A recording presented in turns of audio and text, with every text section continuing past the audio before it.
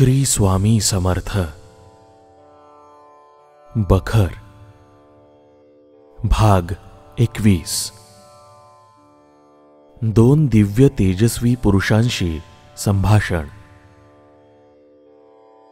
मंगळवेढे गावाजवळ एक मोठा डोंगर आहे। त्याच्या पायथ्याशी एक नदी असून तिच्या काठी झाडी आहेत। ते स्थान मोठं रमणीय आहे। तिथे एकदा श्री स्वामी समर्थांची स्वारी बसली होती। तेवढ्यात नदीच्या पलीकडच्या तीराहून महाराजांप्रमाणे दिव्य तेजाचे दोन पुरुष तिथे आले। तिघांनी परस्परांचं दर्शन घेऊन तिघेही डोंगरावर चढले।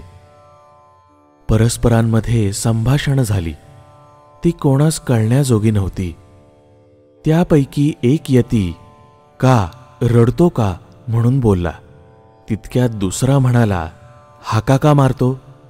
तिसरा म्हणतो, असं का करतो? याप्रमाणे मनःपूत बडबड करून ते डोंगरात गेले व काही वेळानं महाराज एकटेच परत आले। श्री स्वामी समर्थ। बखर।